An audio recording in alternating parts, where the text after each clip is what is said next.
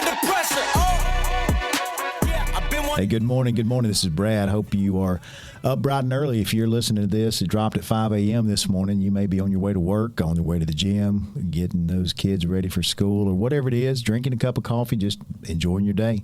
We're thankful that you're listening to us, Hustle and Flow podcast. We've been loving this and been enjoying it. So good morning, Tiffany. Good morning. Hope everything has been good for you. I was thinking about our grandbaby. She came and visited the other day, and you were cooking me some lasagna. I'd had this huge desire to have lasagna. Yeah, you've been craving it for a while. You make some of the best lasagna, and even as nice and kind as you are, you made it for me like I enjoyed. It was gluten-free. Gluten-free. And I bet everybody's like, You really can't, depending on the noodles that I buy, you really can't tell it. You can't tell. Yeah. And so we've kind of adapted our life to some gluten-free living. Not 100%. I'm not celiac. I don't have that celiac disease, but it helps with my belly fat because that's where I gain my weight, man. I don't get that. I don't get that booty. I don't get those thick shoulders and thick in the chest. I get it in my belly, and I look like, if I don't control it, I look like I may be 3 or 4 months pregnant, and I have to work on it. So gluten helps me with that. But I was thinking about our grandbaby, and she wanted to help cook. Yeah. And so we bought her this. What is it? Is it a cook stool? What is the little thing? Just a helper stool, I guess. Helper stool. Yeah. Yeah, because she was like, I want to help. And so she pulls her little stool over there, and she wanted to cook the other day. And so what I was thinking about was she stuck her finger in the egg. I was like, But I don't know, I guess her mom's been letting her crack eggs, but she wanted to crack the egg. And she cracked it. Yes. And then she stuck her finger in it. Yes. And, she's 2. You're a little bit of a germaphobe. I'm a huge germaphobe. Yeah. So she's 2, and I don't know where that 2-year-old toddler finger has been, but of course your thing was it'll cook out. That's what I said. I said, you have eaten worse in restaurants, and we're going to put this in the oven for a long time. You'll be fine. I survived. So, you did. Anyway, maybe she sweetened it. I don't know, but you took her to Walmart or somewhere, and you were trying to buy her some shoes, and that was the funny part. She was. So at 2, those are slippery and like she's got a huge. For 2 years old, her vocabulary is extravagant. Yeah, like it's huge. And she was telling her that, no, those are slippery, and no, I don't like those, and no, I'm not putting those on. And so we finally, you compromised on a pair? That had a butterfly, a glittery butterfly, because Minnie Mouse clogs were on her mind, and it was hard to get her off. And I'm a grandparent, so I made the mistake of carrying her down the aisle to let her help me pick out shoes, and so that was a big mistake. I should have, but I don't know her little foot. If you've seen her, she's got a short, chunky foot. Let's just say it. Short, chunky foot. Yeah. So she's taller and for her age. She's healthy. Yeah, I told you that in Walmart we run into 3 or 4 people, and they were all like, "Gosh, she's so big for her age," and she was so cute and chunky as a 9-month-old, but it's funny because you feel like you're having to defend her to people who like, my 2-year-old is half of her size. And so, yeah. I know, because it was funny. Somebody told us one time when they met her that she'll be applying for jobs next week, and so I was like, okay. But so anyway, we're having a fun time raising a granddaughter. We've got a grandson on the way. He'll be here in August, JB. John Bradford, and we're excited about that. And so it's fun being a grandparent. And our topic today kind of brings me to this point. We were in Utah back in December for your 50th birthday. Yeah. Whoop. She wanted to go snow skiing, and we'd been snow skiing one time before back in our 20s. I don't even think we did a whole lot of skiing, but we went, carried a youth group, and did that. And so for her 50th birthday, she wanted to do something different. I want to do something different. Yeah.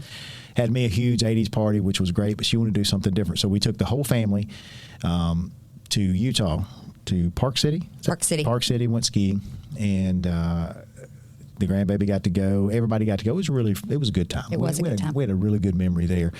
But I remember I was a little sick when we were there, and I had to take a steroid shot, and I just didn't feel great. But I tried to continue running because I run quite a bit, and running in the mountains really suck. Like that high altitude, really sucks the air out of you. And but I remember, Edie, our granddaughter, was in our bedroom, and I was hugging her and kissing her and talking to her, and I was getting ready to go run, and I said, Big Papa's got to go run. I said, because he wants to be here when you get married. And man, when I said that, like tears of emotion fell on my face, and I was like, whoa, where did this even come from? And so today we want to talk about fitness. Now, if you know us at all, then you know that this is kind of our vein. This is kind of something that we enjoy. If you don't know us and you're in other cities and things like that, we enjoy fitness. You enjoy fitness. You tolerate fitness, right? I do fitness. Yeah, you do fitness, but I enjoy fitness. Do yard work, but you enjoy yard work. That's right. Yeah. So I do cooking, but you enjoy cooking. Right. So, but we're going to talk about fitness today, and let's just hop in and talk about fitness as a rule. Tell me your fitness background. So I joined a whole bunch of gyms, the cheap kind where you go and you can go any time of day. And I would go any time of day, and I would get on the treadmill for 5 minutes, get on a machine I didn't understand for 5 minutes, and then say I had been to the gym. That was my fitness background. Mm-hmm. High school, I did not play sports. I was a cheerleader, and we did things for that. So I had to be, reasonably fit for that. But I didn't do other sports because I do not have coordination, mm-hmm. and nobody would pick me. I would try out for teams. I've told you volleyball, and I think there was even maybe enough spots that I could have made the team, but I just didn't make the team. I don't know. That's the way I remember it anyway. So volleyball, like at 5'4", you thought, what I'm going to do is I'm going to play volleyball. I need to jump high and be able to spike the ball. And volleyball was a good, that in your mind. Because it seemed easier than the other alternatives. Huh. Okay. So that's why. Yeah, but yeah. So I mean, my fitness background, I really didn't have one until I was 39, mm-hmm. and that is when I began a serious fitness journey. Two things. I was tired of like constant autoimmune disorder, symptoms from those. And I wanted to be in the best shape I had ever been in when I turned 40. So mm-hmm. I got serious about fitness in either January or February when I was 39. Right. Yeah. Well, fibromyalgia is one of the things yes. that you deal with, and working out helped that. I don't know that it alleviated it completely, but it helped the fibromyalgia. And so I remember that was one of the reasons. Yeah. Strengthening and that's your one of muscles. those things that, if you talk to somebody who has it, they'll say, well, I don't feel like working out. Well, I mean, I get that. I do get that. But when you push through some of those things and it becomes a routine, then you find all of a sudden your life has changed. Yeah. And that doesn't maybe happen for everybody, but it happens for a lot of people who try that mm-hmm. as a resource to battle it. Yeah. Well, and so I remember you starting that. My background with fitness is I grew up an athlete, not much of an athlete, but an athlete. Yes, you were. You were good. But an athlete, and played ball, basketball, baseball, football. I quit basketball in 9th or 10th grade because I realized that they didn't need me. We had 5 guys that started and 1 guy that kind of like transferred in, and they didn't need me. They went 34-1 their senior year, lost 1 game to Shannon 72-68, and won the state championship. They did not need me at all. I was wasting my time. I was just the white boy sitting on the bench that might get in if we were up real big. They didn't need me. So, well, I mean, you went to Morville. Morville was notorious for being really good. So I don't want to hurt your feelings, but you know what? They probably did not need you. They did not. I could have went somewhere else and I might have played, but I still was not that great. But played baseball, football, and but even that, athletics is not fitness, because just because you played football didn't mean you were fit. Right. They might could run 5 yards and be out of breath. And so our thing was we just lifted weights. Like we didn't even really squat weight or anything like that. My day, everybody wanted to bench press. That's all we want to do. We want to get a 250-pound bench press. That was a big deal, man. In 10th grade or 11th grade, you wanted to have a 250-pound bench press. You didn't care about running. You didn't care about any of that stuff. And so that was my MO. We just go in there every day and we try to bench press every doggone day. And we were so stupid, man. We would put the weight on the bar and we would bounce it off our chest real hard and try to push it up, and it even got to the point to where we would put pads across our chest so that it didn't bruise our chest. And that was that's my fitness background as an athlete, man. I'm bouncing weights off my chest, and I think I bench pressed 250 pounds one time. And like it was, you would have thought that I become Mr. Olympia. You know what I'm saying? Like everybody was like stoked, and anybody who did that was the same as well. That was my fitness background. So fast forward, we got married, and I think we went to the gym on and off. Some of those gyms you were talking about, we weren't very dedicated. I say that we'd go. We didn't have a crack. We didn't know what we were doing. Right. And so we'd get on machine 5 minutes, get on the other machine 5 minutes. We didn't know nothing. And no fitness plan, no health plan, no diet plan, none of that kind of stuff. Well, my dad has had a string of health problems since he was young. He'll be 72, or he's already 72. At 42, he had a heart attack. At 42, then he had a heart attack at 45, and then he had 3 open heart surgeries. He's had 12 bypasses. He's had some cancer issues. He's had some. He's had several health issues. And so as I was creeping up on 40, 41, 42, I thought, I don't want to be that guy. Not that my dad's a bad guy. I love my dad. He's a hero of mine. But I didn't want to be that guy in that health issue. And so at that time, I was kind of like our grandbaby. I was a little chunky. And, I thought, if you continue down this road, you have a likelihood, because you're predisposed because of genetics. Your dad has these issues. Your grandmother had cancer and had a heart attack. Your grandmother on your mother's side had cancer. Your grandfather on your dad's side died with cancer. Your grandfather on the other side had I can't think of the word. My gosh, where you lose your mind. Alzheimer's disease, and so you're predisposed to some things. If you don't change your lifestyle, this could very well be your lifestyle. And again, I saw what it did to my mother. My mother is a trooper, man. She's taken care of my dad and been there for him in all the hard places where he has been, and he's been tough too to come back from all this stuff. But I didn't want to do that to you. And I didn't want to do that to my family or my kids, and that goes back to being in Utah when I was hugging Edie and telling her I got to go run.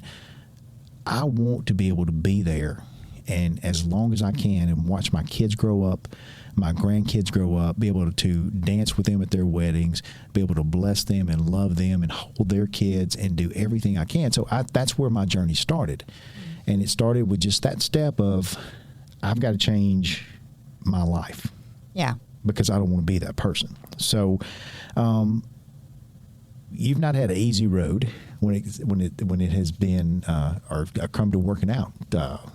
You've been injured often. Yes. But the one thing I respect about you is you're tough as nails.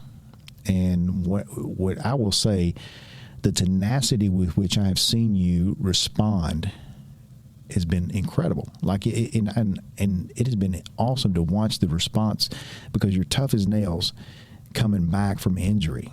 So you're not the most graceful person. No. Some of your injuries are from that. But talk about having to come back, even working through fitness and trying to come back from some of that. Well, I think just because I'm not graceful, and I don't know if some of the chronic illness stuff played a part in, me being injured more easily. But I think my first big obstacle was back surgery, having, the disc issues and needing back surgery. And because I had to be off for a while. And the crazy thing that happened is it could have went two ways. It could have been like, I have been not doing this for so long, it's just going to be too hard to come back. But for me, it made me want it. more than I ever did before because I took for granted that I was able to go do that. And so after I came back from back surgery, I came back probably, even harder than before. I played a lot less, and I was, of course, more careful.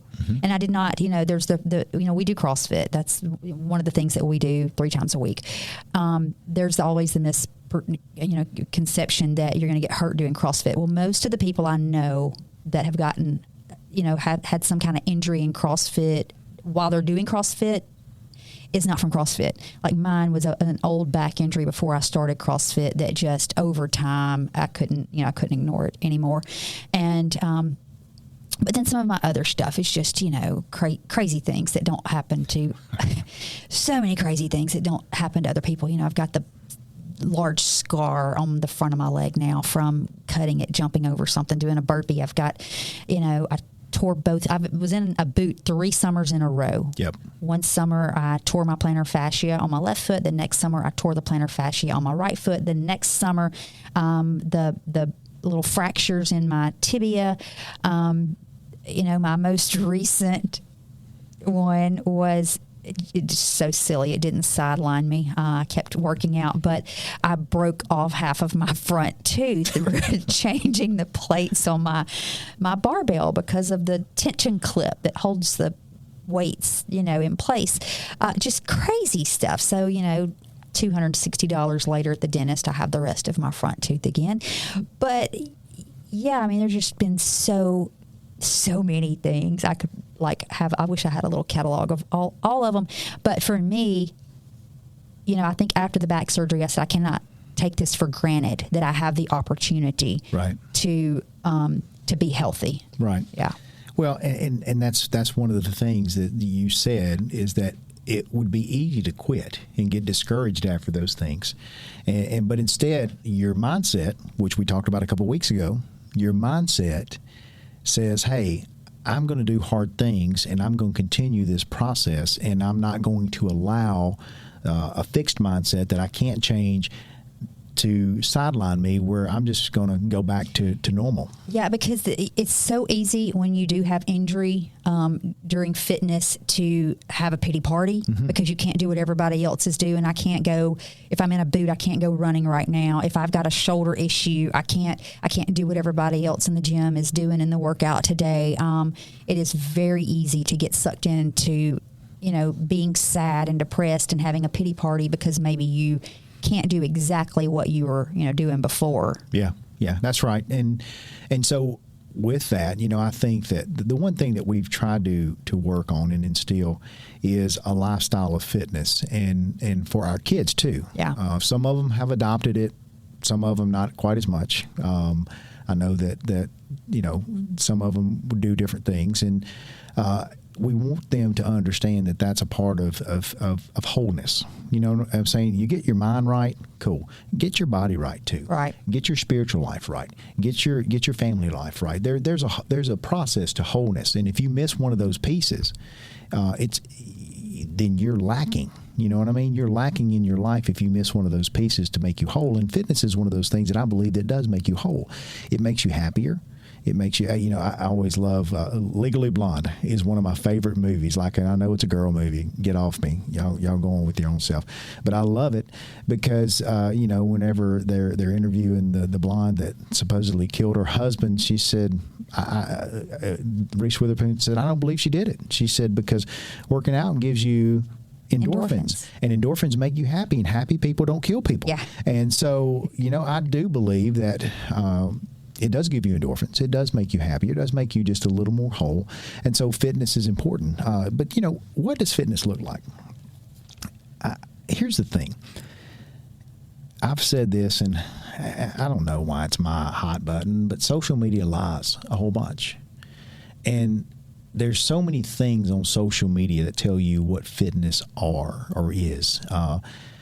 And if you believe some of those things, then you'll get frustrated and you won't be able to accomplish that. So what does fitness look like? Does it look like a Greek god? That body of a Greek god where your muscles have muscles and your abs have abs and like you are in impeccable shape? Or is it maybe I shouldn't say this. Is it the juicy booty that you see from the Instagram models? No, but I do you want know? one of those. Well, I mean, I you told know. somebody, my friend yesterday in her clinic, I said, I really want your booty. No, and and it could look like that if you have the dedication and the hours and the commitment, because people don't understand sometimes if you've got an hour a day, that's awesome. If you've got 30 minutes a day, that's awesome. But those people may have 4 or 5 hours a day. right. Some of them, not all of them. Some people are just genetically disposed to having You're right. yeah. Genetics play into that? Yeah, but no, you're right. I mean, that's not always what it looks like. Well, what does it look like? For me, like I was thinking about my brother. My brother has a year ago or something like that. He started running, and I've been running for a while, and so he started running too. And he and I just completed the Death by 5K 3 weeks ago. But he lost about 70 pounds Yeah. and got down to less than when he was in high school. And he looks great. You know, he's doing good. But the key is not about how he looks. It's that he was able to get off of some of his medicines Right. that he had been on. So it gave him more of a clean bill of health. And for me, that's kind of where my goal is. I want to stay fit to keep a clean bill of health. You Yeah, know, and both of us have great blood work when we go when we get it done regularly. We both, all those, what is it, lipids and glycerides, I don't know, cholesterols, all those things are always fine. They're always in line. But that changed because, yours was not. No. I remember yours was not in line. And, talking about your dad and the heart issues, some of that stuff was out of whack for you. And seemingly you would have appeared to be healthy. Mm-hmm. But now those things have stayed in line. Even if you get off plan eating, just having fitness in your life has cause those things to stay in check for 11, 12 years now. Yeah. Well, and I go do the you can measure your fat over at Nutrition Shop. Yeah. And, the visceral fat around my heart, that stuff's way down. It's way below what it needs to be. That kind of stuff matters. Yes, but you also have a body fat percentage that makes me angry. So, Well, that's just is what it is. Yeah. But Right. but again, it don't look like Greek god bodies. It necessarily may not be the juicy booty, but it's clean bill of health. It's wellness. Right. It's functionality. And that was one of the things, and I know CrossFit gets a bad rap, and I get it, man. There's some everything you see that hashtags CrossFit is not CrossFit. Some of that's just stupid people doing stupid stuff. But CrossFit for us has been functionality. It's about functional movements, being able to do stuff, and I know that being able to put stuff over my head and carry it, or be able to deadlift something up or pick something up or whatever. It's functionality. For whatever reason, we are always moving very heavy stuff. I do not know why this is part of our life, but we are always moving heavy stuff. And we are able, to still, as a team, you and I both move very heavy stuff. That's a functional part of life. Hey, guys, get you a woman who can lift heavy stuff. I'm telling you, it pays dividends. You don't have to buy beer and pizza for your friends anymore if you'll get you a strong wife. Yeah, the only thing that always aggravates me is to have short arms, and you want to lift things at an angle that, like, my short arms will not allow me to lift them. All right, so let me clarify. Men, get you a strong wife with long arms. That'll help a whole bunch. Yeah. But it looks like wellness. It looks like functionality. Listen, if being sore every day is not a badge of honor, that don't mean you're making progress, But again, for us, it looks like being able to play with your kids, your grandkids. If they're outside and you're sitting on the couch because you're too tired and you can't go outside and play, listen, you need to visit some type of fitness to kind of get you to be able to be functional. And you said it, some type of fitness. CrossFit may not be for you. Absolutely you may not not. be able to, the class times may be off for you. I have a friend that, they truly don't work for her. She's 30 minutes from Tupelo. There's not a CrossFit in her town. I know what time she goes to work. I know what time she gets off. It truly does not work for her. However, something works for her. I was talking, and I don't know why sometimes people that know that we run and that we do CrossFit feel the need to explain away their fitness. Like, I'm happy for anybody doing anything. But she was saying, well, I just walk. You don't just walk. If you go walk 30 minutes a day, you're improving your cardiovascular health by dividends. There's all kinds of benefits to, I would do air quotes, but you can't see those if you're listening, to just walking. Like, you're doing something. So whatever fitness looks like for you, it's fitness. You're still creating wellness in your body. Mm-hmm. Well, you said it, though. People who don't do, like, I'm diehard about some things, and people like, well, I don't really want to go run a half marathon, trail run, and obstacles, and they want to downplay what they do. Well, I'm happy that anybody gets out there and hustles after anything. I don't care. You said walking, there's a benefit to walking. During 75 Hard, and we were talking about with Michael there just a minute ago, 75 Hard, the one thing that made one of the most impacts in your life was walking 45 minutes a day outside.